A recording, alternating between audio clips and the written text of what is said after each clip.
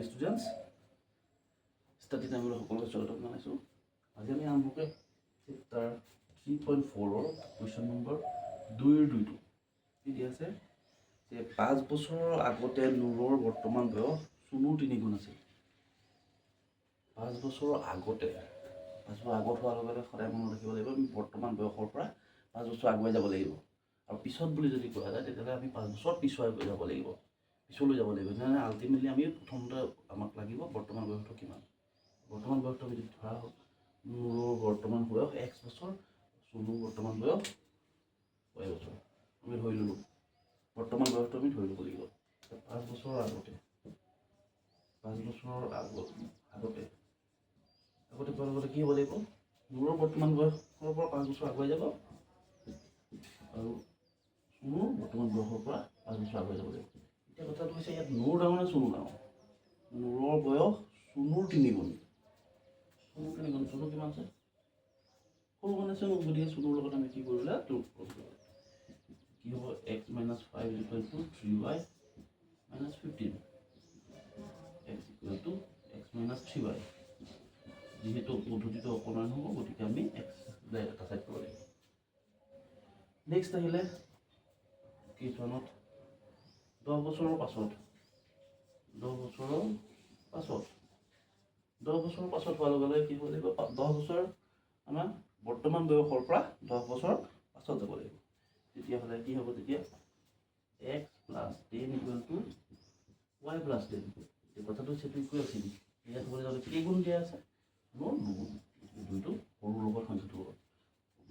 এতিয়া চাওঁ ইয়াৰ পৰা যদি চাওঁ x + 10 = 2y + 20, x - 2y = 10। এই 10টো ইফালে গুচি গ'ল, পিছৰ পৰা 10 গ'ল। ইকুৱেশ্যনকেইটা আমি পাই গ'লোঁ। এতিয়া সংখ্যাটো কি হ'ল, ইয়াতো x আছে ইয়াতো x আছে।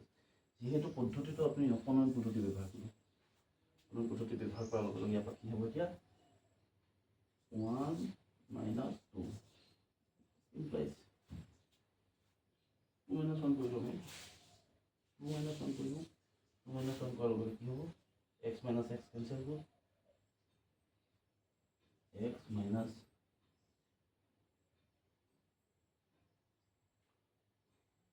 x minus 2y minus x plus 3y equal to যিটো মাইনাছ কৰিছোঁ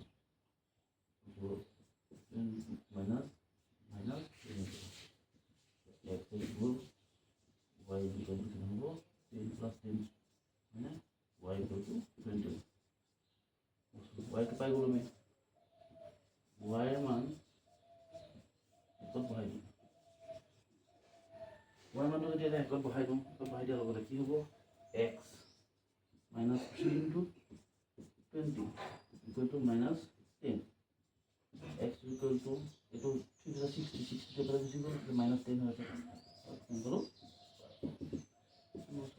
অৰ্থাৎ আমাক উলিয়াবলৈ দিছিলে কি, নুৰৰ বৰ্তমান বয়স হ'ব 50 বছৰ আৰু চুনুৰ বৰ্তমান বয়স হ'ব 20 বছৰ। এতিয়া আমাক উলিয়াবলগীয়া সংখ্যাটো এইটো যে আমি যিহেতু অপনয়ন পদ্ধতি ব্যৱহাৰ কৰিব লাগিব, অপনয়ন পদ্ধতি ব্যৱহাৰ কৰিবলৈ যাওঁতে ইকুৱেশ্যন দুটা আমি ধ্ৰুৱক ৰাশি দুটা সোঁফালে ৰাখিব লাগিব। আৰু সংখ্যাটো কি হ'ব, ইয়াৰ লগত এক্সৰ লগত যি সংখ্যা আছে, ইয়াত এক্সৰ লগত যি সংখ্যা আছে, এই দুটাৰ মাজত ওলোটা মাল্টিপুল কৰিব লাগিব। ইয়াত যিহেতু নায়েই গতিকে আমি ডাইৰেক্ট ইকুৱেশ্যনটো আমি মাইনাছ কৰিব পাৰিম। অপনয়ন কৰাৰ লগে লগে ইয়াতে এক্স মানটো অলৰেডি নাইকিয়া হৈ গ'ল, গতিকে এক্সটো নাইকিয়া হৈ যোৱাৰ লগতে আমি y ভেলুটো পাই গ'লোঁ। y ভেলুটো পোৱাৰ পিছত y ভেলুটো আমি ইয়াত বহুৱাই পেলাই ইকুৱেশ্যনত বহুৱাই আমি এক্সমান উলিয়াব পাৰিম। গতিকে এইটোৱে আমাৰ উলিয়াবলগীয়া সংখ্যাটো, নুৰৰ বৰ্তমান বয়স হ'ব 50 বছৰ, চুনুৰ বৰ্তমান বয়স হ'ব 20 বছৰ। Thank you. ভাল লাগে যদি চেনেলটো ছাবস্ক্ৰাইব কৰি ল'ব।